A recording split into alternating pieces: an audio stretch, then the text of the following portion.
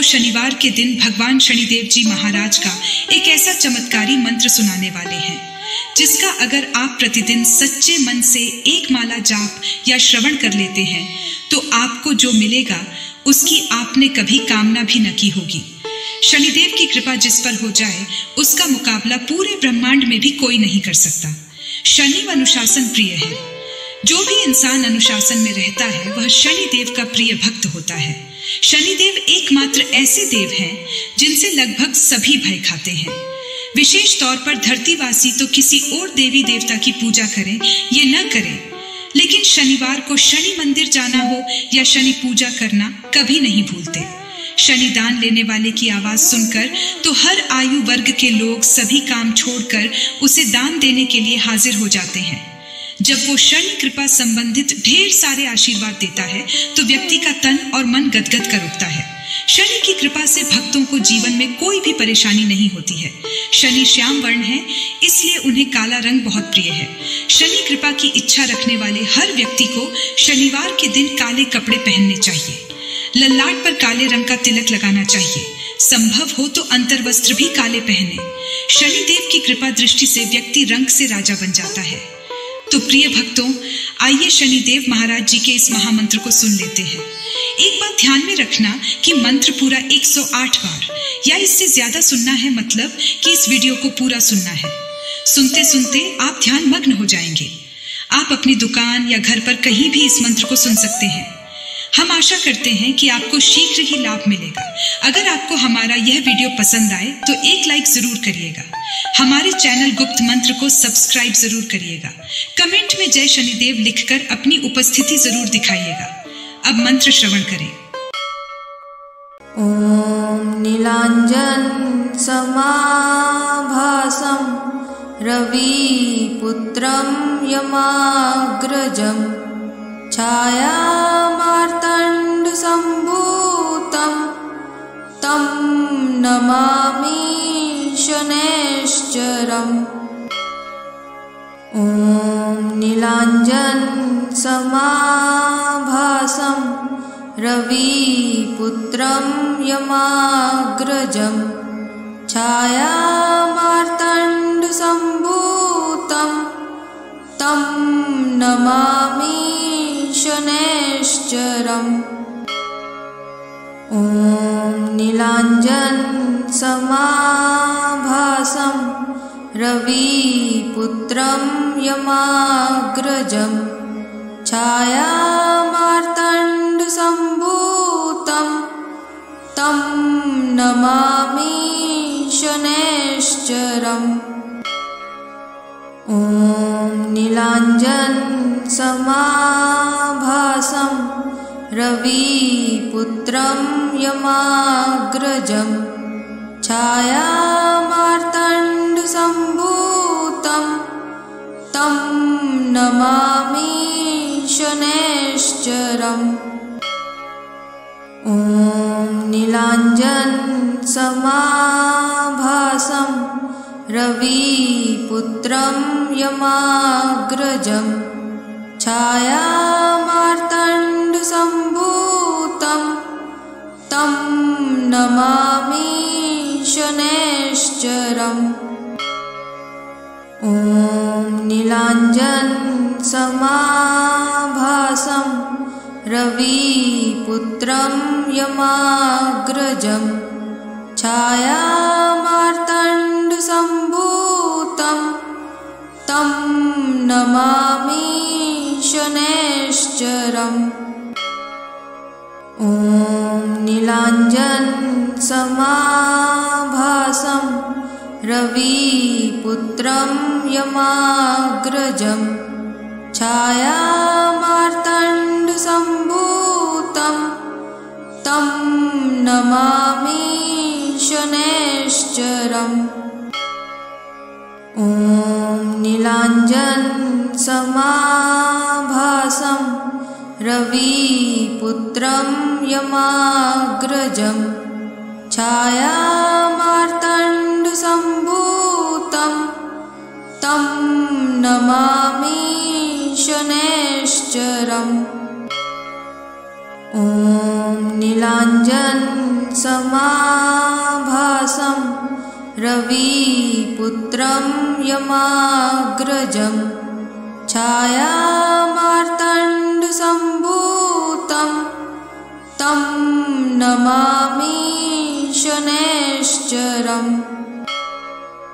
ॐ नीलाञ्जनसमाभासं रविपुत्रं यमाग्रजं छायामार्तण्डसम्भूतं तं नमामि शनैश्चरम्। ॐ नीलाञ्जनसमाभासं रविपुत्रं यमाग्रजं छायामार्तण्डसम्भूतं तं नमामि शनैश्चरम्। ॐ नीलाञ्जनसमाभासं रविपुत्रं यमाग्रजं छायामार्तण्डसम्भूतं तं नमामि शनैश्चरम्।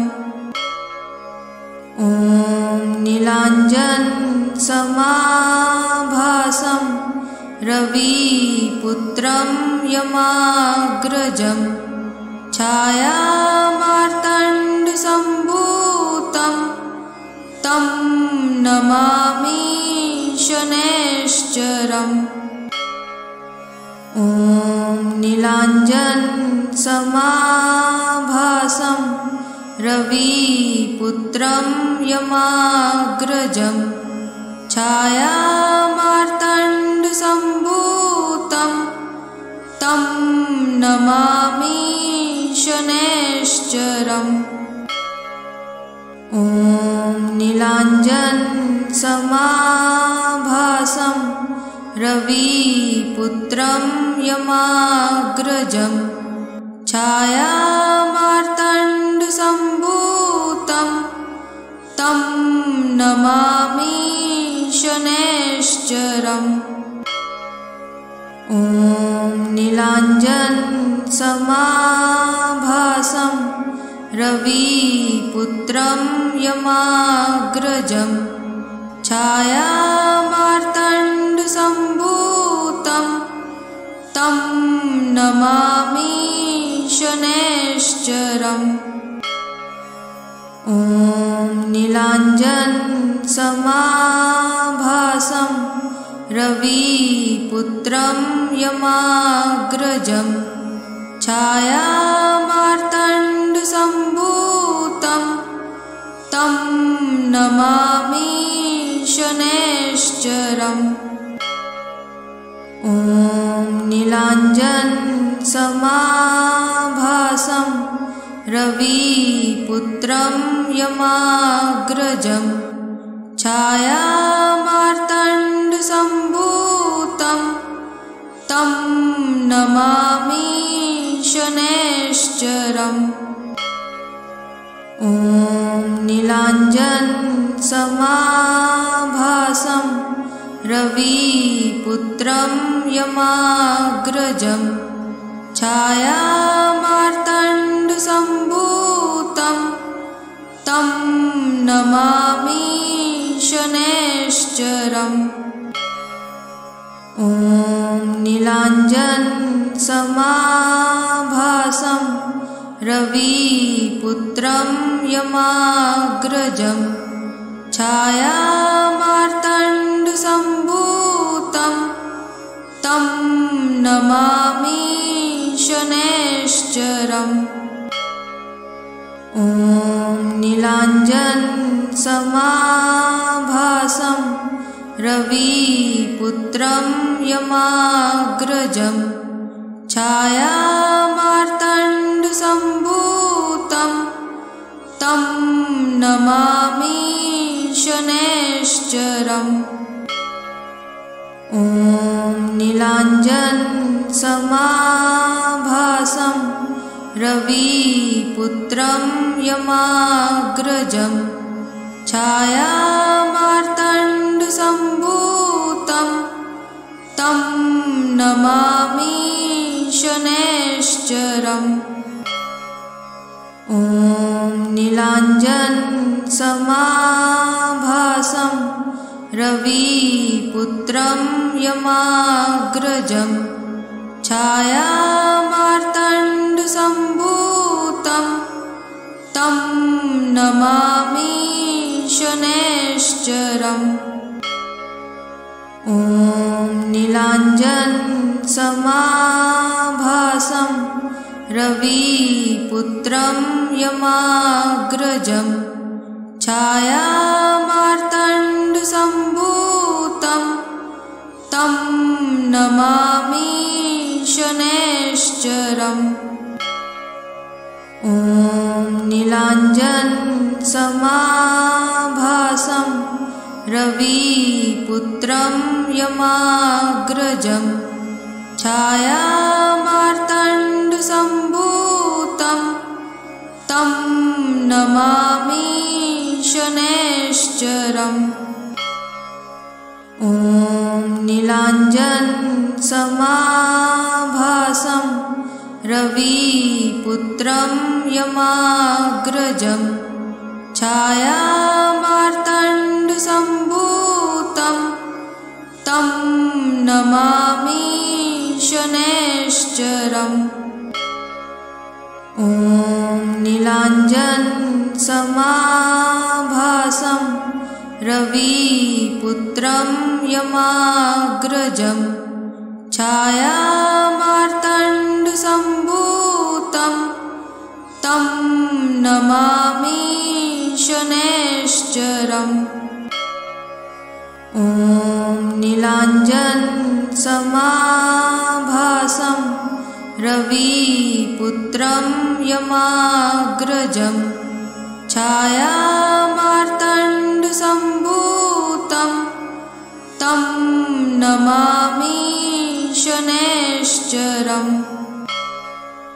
ॐ नीलाञ्जनसमाभासं रविपुत्रं यमाग्रजं छायामार्तण्डसम्भूतं तं नमामि शनैश्चरम्।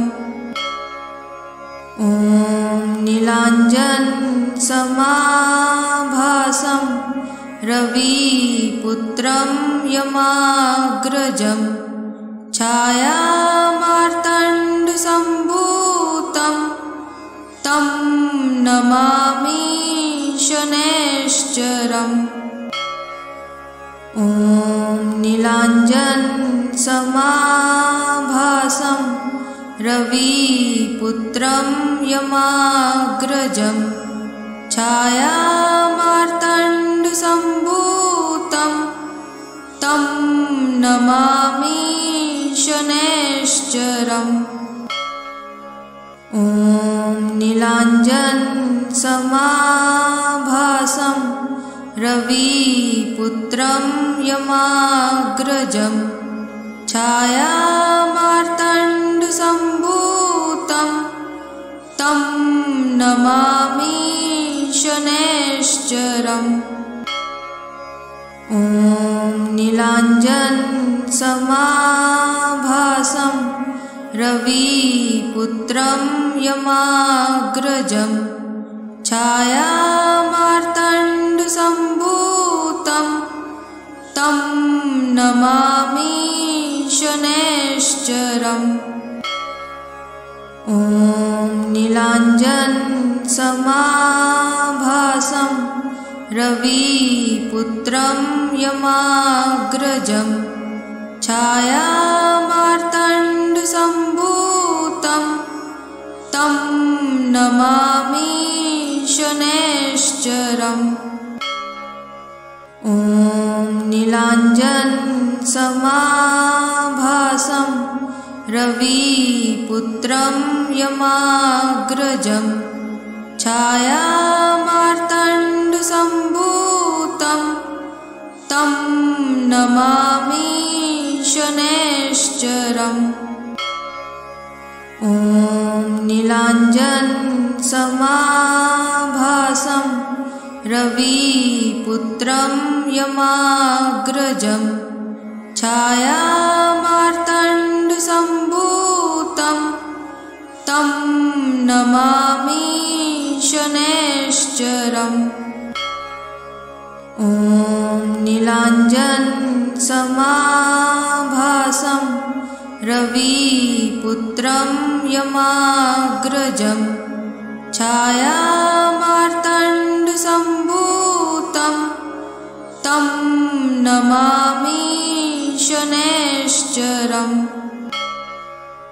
ॐ नीलाञ्जनसमाभासं रविपुत्रं यमाग्रजं छायामार्तण्डसम्भूतं तं नमामि शनैश्चरम्। ॐ नीलाञ्जनसमाभासं रविपुत्रं यमाग्रजं छायामार्तण्डसम्भूतं तं नमामि शनैश्चरम्। ॐ नीलाञ्जनसमाभासं रविपुत्रं यमाग्रजं छायामार्तण्डसम्भूतं तं नमामि शनैश्चरम्। ॐ नीलाञ्जनसमाभासं रविपुत्रं यमाग्रजं छायामार्तण्डसम्भूतं तं नमामि शनैश्चरम्। ॐ नीलाञ्जनसमाभासं रविपुत्रं यमाग्रजं छायामार्तण्डसम्भूतं तं नमामि शनैश्चरम्। ॐ नीलाञ्जनसमाभासं रविपुत्रं यमाग्रजं छायामार्तण्डसम्भूतं तं नमामि शनैश्चरम्। ॐ नीलाञ्जनसमाभासं रविपुत्रं यमाग्रजं छायामार्तण्डसम्भूतं तं नमामि शनैश्चरम्। ॐ नीलाञ्जनसमाभासं रविपुत्रं यमाग्रजं छायामार्तण्डसम्भूतं तं नमामि शनैश्चरम्। ॐ नीलाञ्जनसमाभासं रविपुत्रं यमाग्रजं छायामार्तण्डसम्भूतं तं नमामि शनैश्चरम्। ॐ नीलाञ्जनसमाभासं रविपुत्रं यमाग्रजं छायामार्तण्डसम्भूतं तं नमामि शनैश्चरम्। ॐ नीलाञ्जनसमाभासं रविपुत्रं यमाग्रजं छायामार्तण्डसम्भूतं तं नमामि शनैश्चरम्। ॐ नीलाञ्जनसमाभासं रविपुत्रं यमाग्रजं छायामार्तण्डसम्भूतं तं नमामि शनैश्चरम्। ॐ नीलाञ्जनसमाभासं रविपुत्रं यमाग्रजं छायामार्तण्डसम्भूतं तं नमामि शनैश्चरम्। ॐ नीलाञ्जनसमाभासं रविपुत्रं यमाग्रजं छायामार्तण्डसम्भूतं तं नमामि शनैश्चरम्। ॐ नीलाञ्जनसमाभासं रविपुत्रं यमाग्रजं छायामार्तण्डसम्भूतं तं नमामि शनैश्चरम्। ॐ नीलाञ्जनसमाभासं रविपुत्रं यमाग्रजं छायामार्तण्डसम्भूतं तं नमामि शनैश्चरम्। ॐ नीलाञ्जनसमाभासं रविपुत्रं यमाग्रजं छायामार्तण्डसम्भूतं तं नमामि शनैश्चरम्। ॐ नीलाञ्जनसमाभासं रविपुत्रं यमाग्रजं छायामार्तण्डसम्भूतं तं नमामि शनैश्चरम्। ॐ नीलाञ्जनसमाभासं रविपुत्रं यमाग्रजं छायामार्तण्डसम्भूतं तं नमामि शनैश्चरम्। ॐ नीलाञ्जनसमाभासं रविपुत्रं यमाग्रजं छायामार्तण्डसम्भूतं तं नमामि शनैश्चरम्।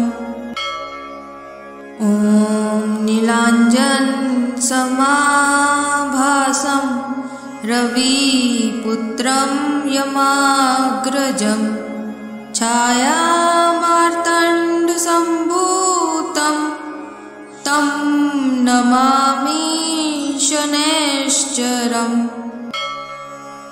ॐ नीलाञ्जनसमाभासं रविपुत्रं यमाग्रजं छायामार्तण्डसम्भूतं तं नमामि शनैश्चरम्। ॐ नीलाञ्जनसमाभासं रविपुत्रं यमाग्रजं छायामार्तण्डसम्भूतं तं नमामि शनैश्चरम्। ॐ नीलाञ्जनसमाभासं रविपुत्रं यमाग्रजं छायामार्तण्डसम्भूतं तं नमामि शनैश्चरम्। ॐ नीलाञ्जनसमाभासं रविपुत्रं यमाग्रजं छायामार्तण्डसम्भूतं तं नमामि शनैश्चरम्। ॐ नीलाञ्जनसमाभासं रविपुत्रं यमाग्रजं छायामार्तण्डसम्भूतं तं नमामि शनैश्चरम्। ॐ नीलाञ्जनसमाभासं रविपुत्रं यमाग्रजं छायामार्तण्डसम्भूतं तं नमामि शनैश्चरम्। ॐ नीलाञ्जनसमाभासं रविपुत्रं यमाग्रजं छायामार्तण्डसम्भूतं तं नमामि शनैश्चरम्। ॐ नीलाञ्जनसमाभासं रविपुत्रं यमाग्रजं छायामार्तण्डसम्भूतं तं नमामि शनैश्चरम्। ॐ नीलाञ्जनसमाभासं रविपुत्रं यमाग्रजं छायामार्तण्डसम्भूतं तं नमामि शनैश्चरम्। ॐ नीलाञ्जनसमाभासं रविपुत्रं यमाग्रजं छायामार्तण्डसम्भूतं तं नमामि शनैश्चरम्। ॐ नीलाञ्जनसमाभासं रविपुत्रं यमाग्रजं छायामार्तण्डसम्भूतं तं नमामि शनैश्चरम्। ॐ नीलाञ्जनसमाभासं रविपुत्रं यमाग्रजं छायामार्तण्डसम्भूतं तं नमामि शनैश्चरम्। ॐ नीलाञ्जनसमाभासं रविपुत्रं यमाग्रजं छायामार्तण्डसम्भूतं तं नमामि शनैश्चरम्।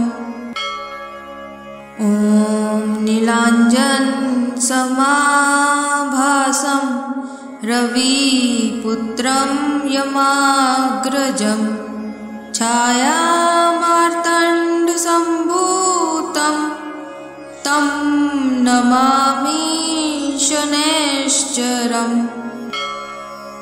ॐ नीलाञ्जनसमाभासं रविपुत्रं यमाग्रजं छायामार्तण्डसम्भूतं तं नमामि शनैश्चरम्।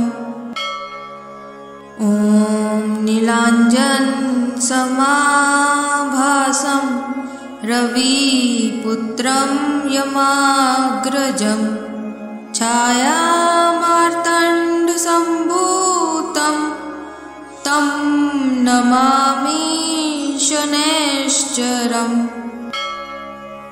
ॐ नीलाञ्जनसमाभासं रविपुत्रं यमाग्रजं छायामार्तण्डसम्भूतं तं नमामि शनैश्चरम्।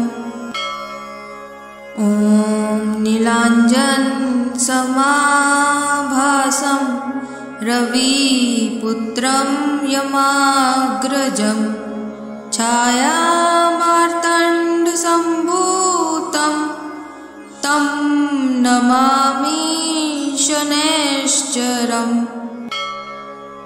ॐ नीलाञ्जनसमाभासं रविपुत्रं यमाग्रजं छायामार्तण्डसम्भूतं तं नमामि शनैश्चरम्। ॐ नीलाञ्जनसमाभासं रविपुत्रं यमाग्रजं छायामार्तण्डसम्भूतं तं नमामि शनैश्चरम्। ॐ नीलाञ्जनसमाभासं रविपुत्रं यमाग्रजं छायामार्तण्डसम्भूतं तं नमामि शनैश्चरम्। ॐ नीलाञ्जनसमाभासं रविपुत्रं यमाग्रजं छायामार्तण्डसम्भूतं तं नमामि शनैश्चरम्। ॐ नीलाञ्जनसमाभासं रविपुत्रं यमाग्रजं छायामार्तण्डसम्भूतं तं नमामि शनैश्चरम्। ॐ नीलाञ्जनसमाभासं रविपुत्रं यमाग्रजं छायामार्तण्डसम्भूतं तं नमामि शनैश्चरम्। ॐ नीलाञ्जनसमाभासं रविपुत्रं यमाग्रजं छायामार्तण्डसम्भूतं तं नमामि शनैश्चरम्। ॐ नीलाञ्जनसमाभासं रविपुत्रं यमाग्रजं छायामार्तण्डसम्भूतं तं नमामि शनैश्चरम्। ॐ नीलाञ्जनसमाभासं रविपुत्रं यमाग्रजं छायामार्तण्डसम्भूतं तं नमामि शनैश्चरम्। ॐ नीलाञ्जनसमाभासं रविपुत्रं यमाग्रजं छायामार्तण्डसम्भूतं तं नमामि शनैश्चरम्। ॐ नीलाञ्जनसमाभासं रविपुत्रं यमाग्रजं छायामार्तण्डसम्भूतं तं नमामि शनैश्चरम्। ॐ नीलाञ्जनसमाभासं रविपुत्रं यमाग्रजं छायामार्तण्डसम्भूतं तं नमामि शनैश्चरम्। ॐ नीलाञ्जनसमाभासं रविपुत्रं यमाग्रजं छायामार्तण्डसम्भूतं तं नमामि शनैश्चरम्। ॐ नीलाञ्जनसमाभासं रविपुत्रं पुत्रं यमाग्रजं छायामार्तण्डसम्भूतं तं नमामि शनैश्चरम्। ॐ नीलाञ्जनसमाभासं रविपुत्रं यमाग्रजं छायामार्तण्डसम्भूतं तं नमामि शनैश्चरम्। ॐ नीलाञ्जनसमाभासं रविपुत्रं यमाग्रजं छायामार्तण्डसम्भूतं तं नमामि शनैश्चरम्। ॐ नीलाञ्जनसमाभासं रविपुत्रं यमाग्रजं छायामार्तण्डसम्भूतं तं नमामि शनैश्चरम्। ॐ नीलाञ्जनसमाभासं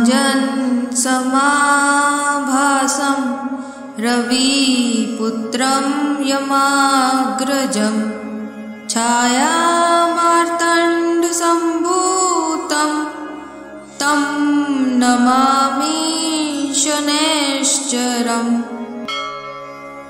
ॐ नीलाञ्जनसमाभासं रविपुत्रं यमाग्रजं छायामार्तण्डसम्भूतं तं नमामि शनैश्चरम्। ॐ नीलाञ्जनसमाभासं रविपुत्रं यमाग्रजं छायामार्तण्डसम्भूतं तं नमामि शनैश्चरम्।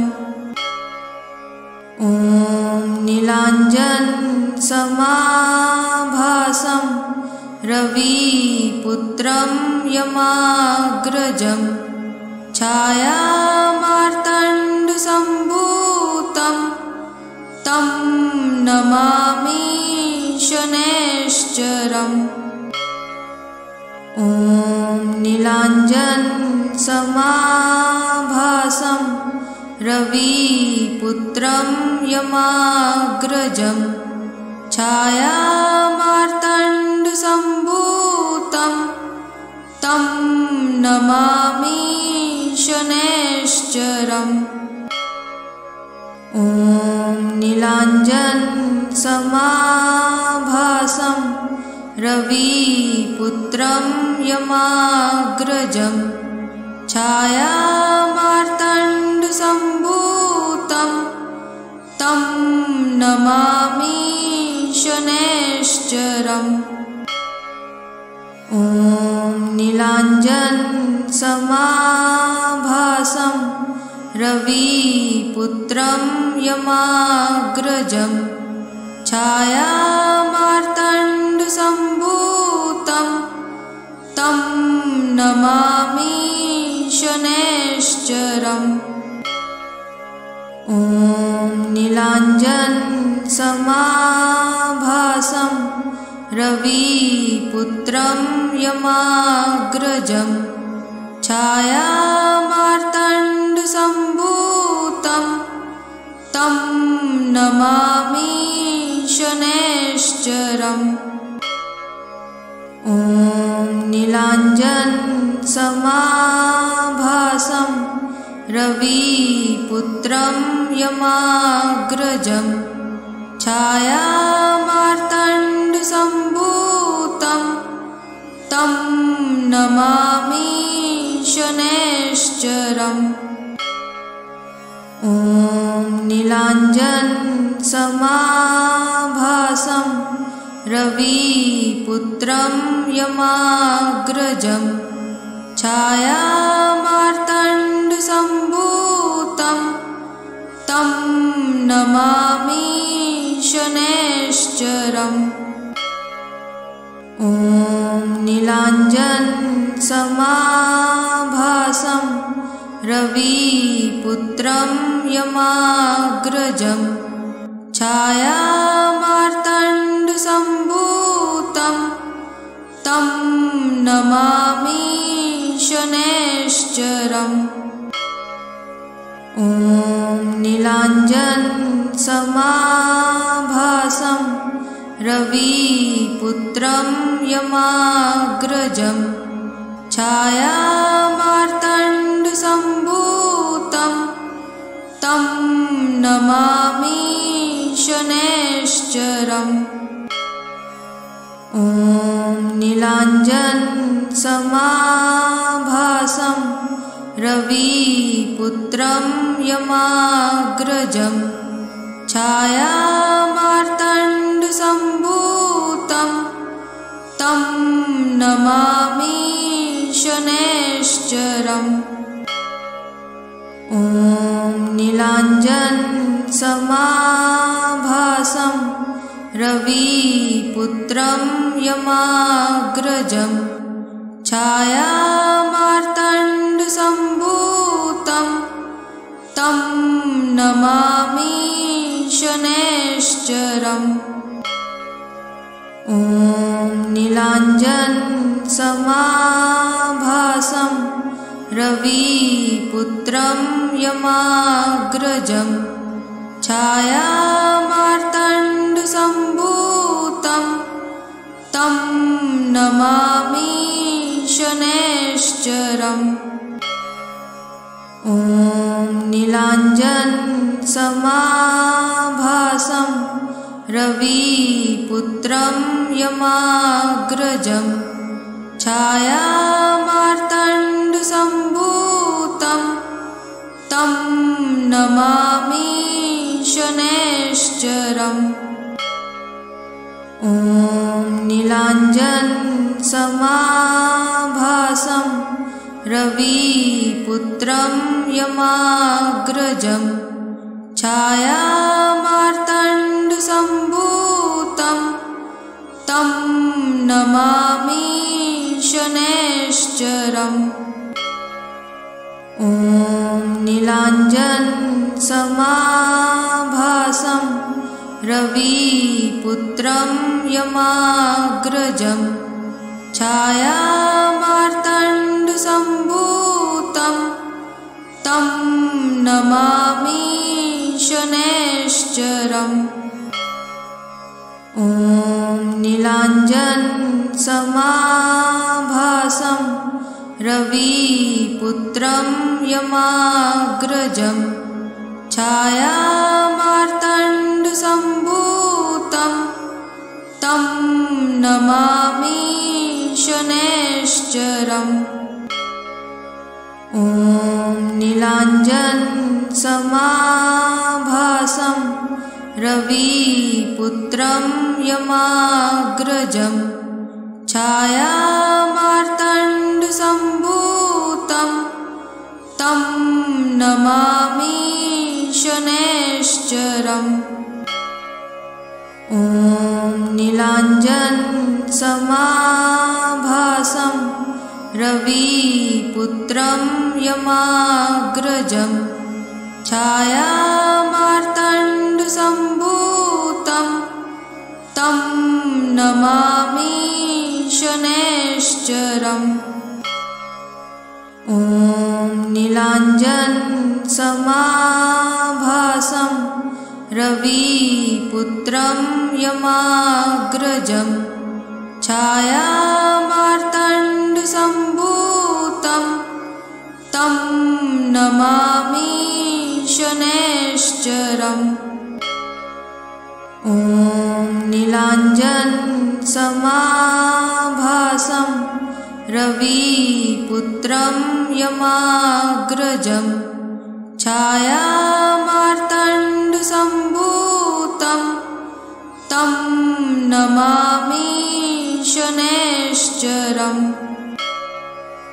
ॐ नीलाञ्जनसमाभासं रविपुत्रं यमाग्रजं छायामार्तण्डसम्भूतं तं नमामि शनैश्चरम्।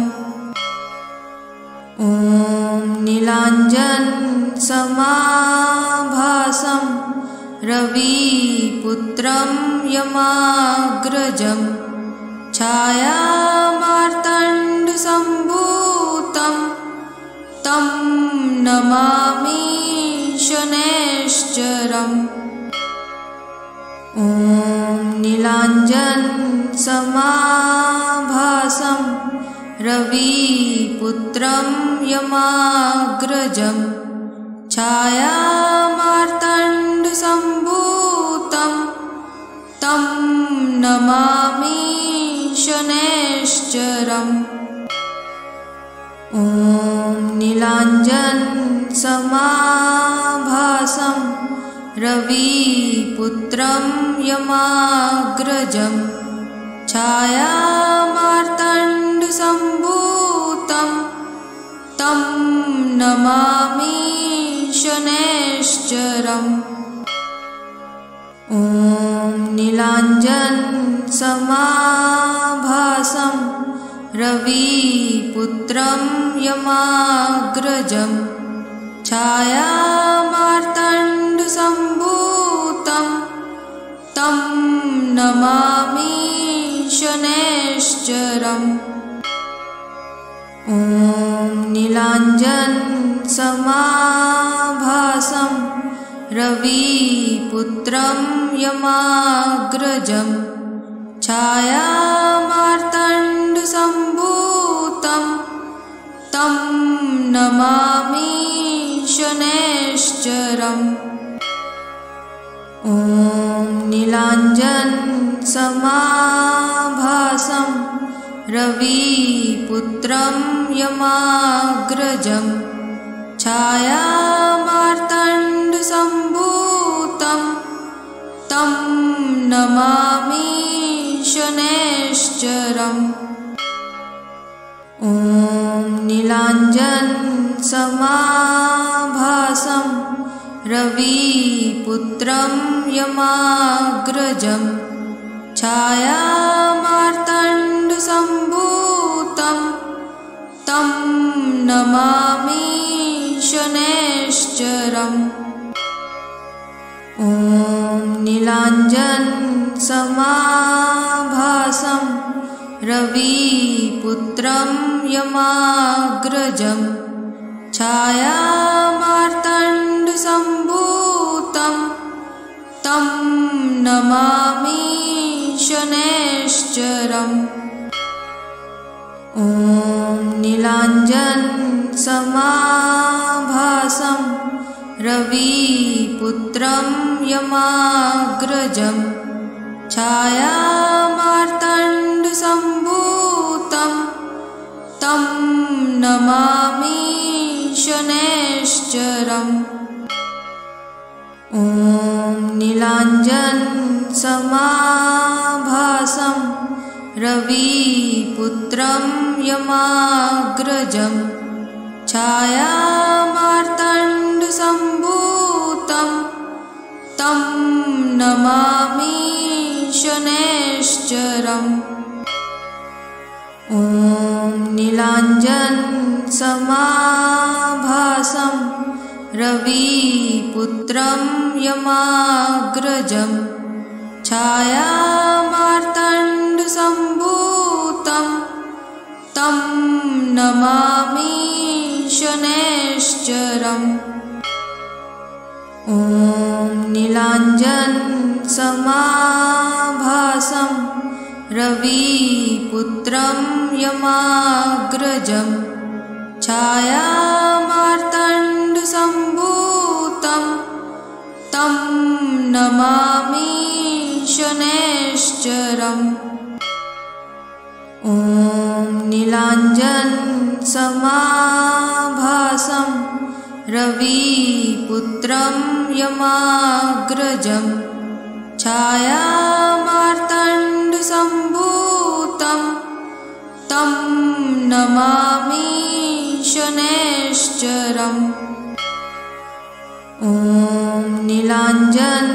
समाभासं रविपुत्रं यमाग्रजं छायामार्तण्डसम्भूतं तं नमामि शनैश्चरम्।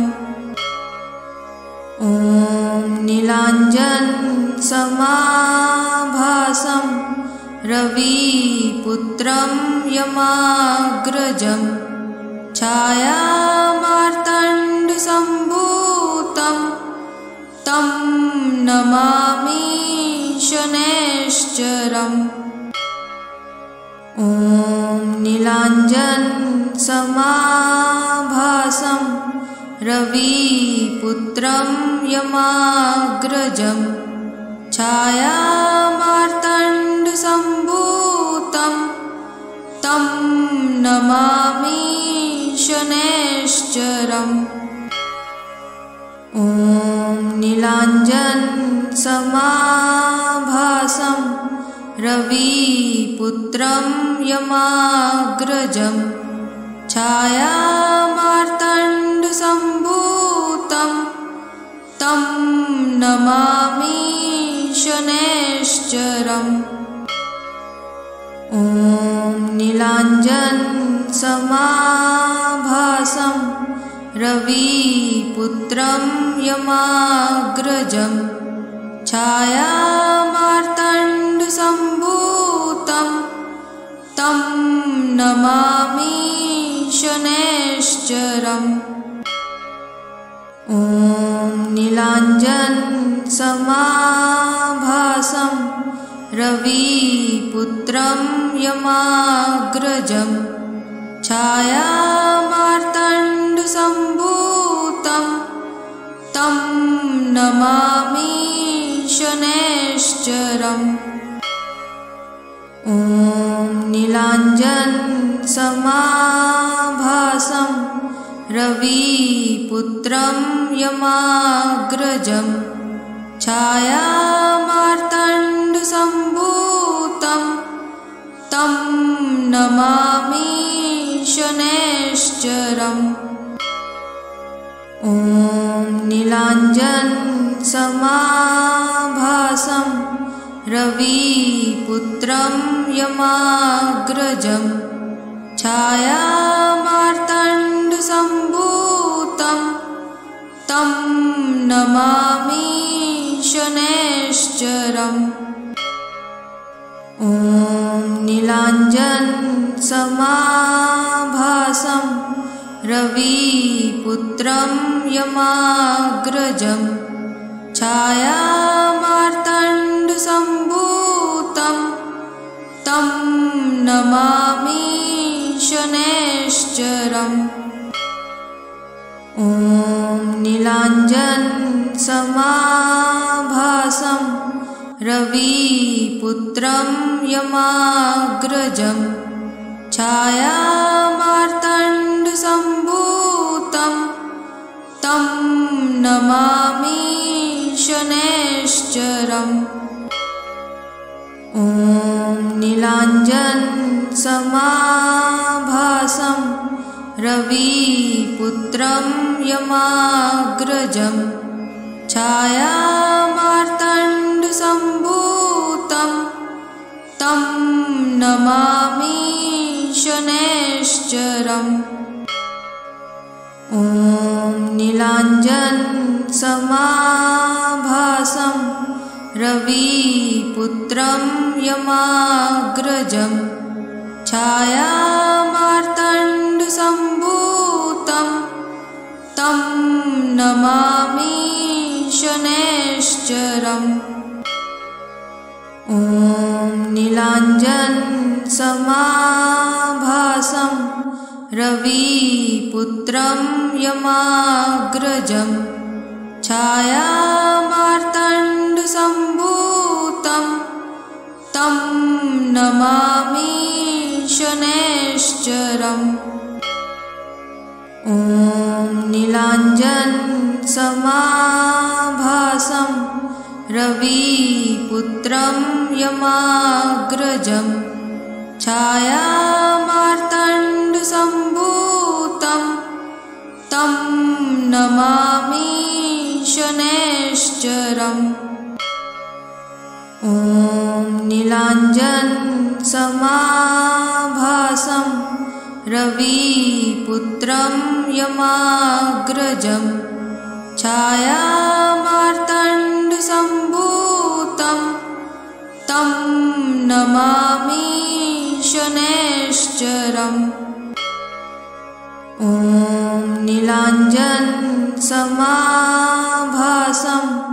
रविपुत्रं यमाग्रजं छायामार्तण्डसम्भूतं तं नमामि शनैश्चरम्। ॐ नीलाञ्जनसमाभासं रविपुत्रं यमाग्रजं छायामार्तण्डसम्भूतं तं नमामि शनैश्चरम्। ॐ नीलाञ्जनसमाभासं रविपुत्रं यमाग्रजं छायामार्तण्डसम्भूतं तं नमामि शनैश्चरम्।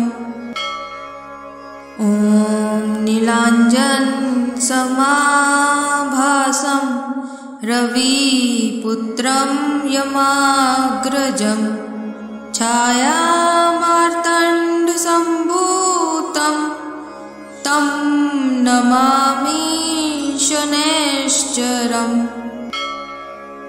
ॐ नीलाञ्जनसमाभासं रविपुत्रं यमाग्रजं छायामार्तण्डसम्भूतं तं नमामि शनैश्चरम्। ॐ नीलाञ्जनसमाभासं रविपुत्रं यमाग्रजं छायामार्तण्डसम्भूतं तं नमामि शनैश्चरम्।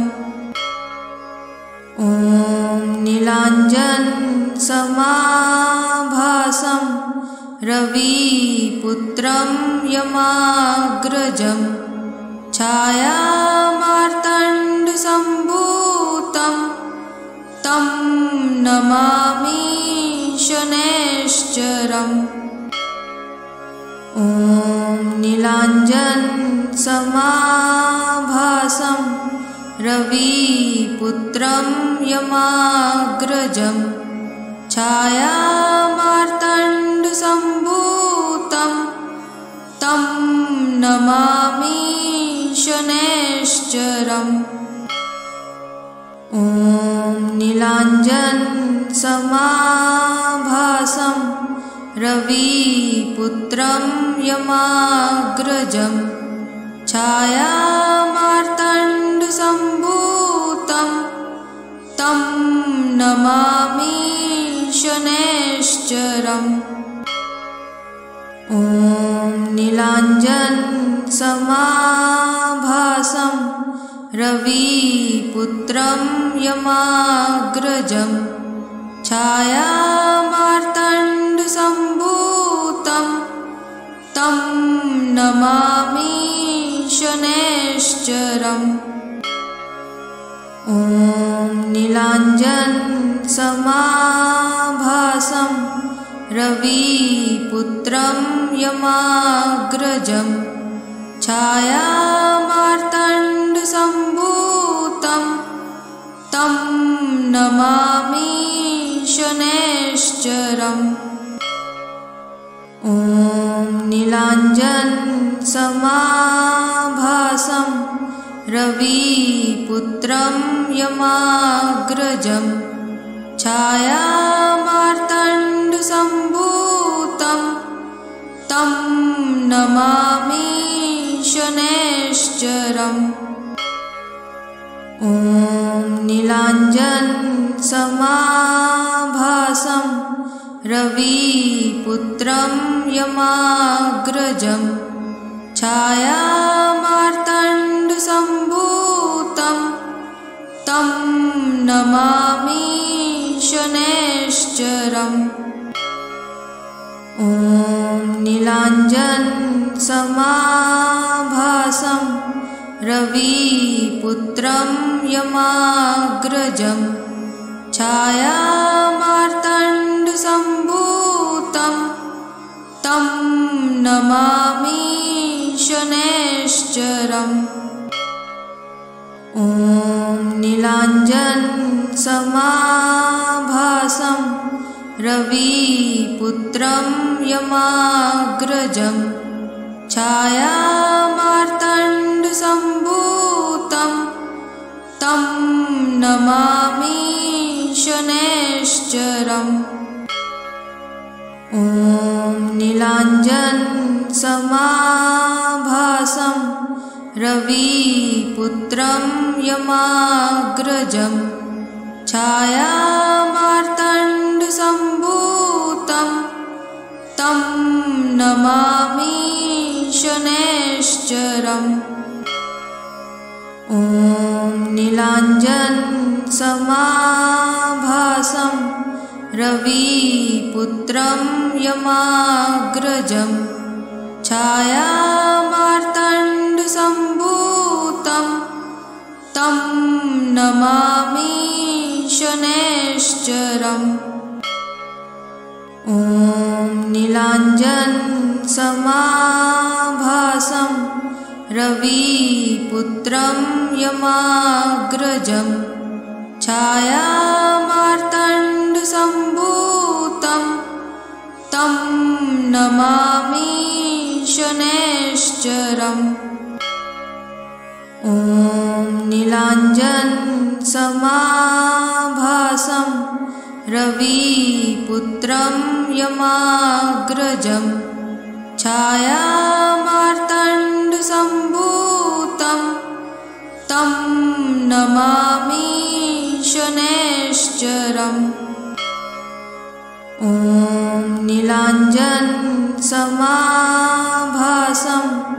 रविपुत्रं यमाग्रजं छायामार्तण्डसम्भूतं तं नमामि शनैश्चरम्। ॐ नीलाञ्जनसमाभासं रविपुत्रं यमाग्रजं छायामार्तण्डसम्भूतं तं नमामि शनैश्चरम्। ॐ नीलाञ्जनसमाभासं रविपुत्रं यमाग्रजं छायामार्तण्डसम्भूतं तं नमामि शनैश्चरम्। ॐ नीलाञ्जनसमाभासं रविपुत्रं यमाग्रजं छायामार्तण्डसम्भूतं तं नमामि शनैश्चरम्। ॐ नीलाञ्जनसमाभासं रविपुत्रं यमाग्रजं छायामार्तण्डसम्भूतं तं नमामि शनैश्चरम्। ॐ नीलाञ्जनसमाभासं रविपुत्रं यमाग्रजं छायामार्तण्डसम्भूतं तं नमामि शनैश्चरम्। ॐ नीलाञ्जनसमाभासं रविपुत्रं यमाग्रजं छायामार्तण्डसम्भूतं तं नमामि शनैश्चरम् ॐ नीलाञ्जनसमाभासं रविपुत्रं यमाग्रजं छायामार्तण्डसम्भूतं तं नमामि शनैश्चरम् ॐ नीलाञ्जनसमाभासं रविपुत्रं यमाग्रजं छायामार्तण्डसम्भूतं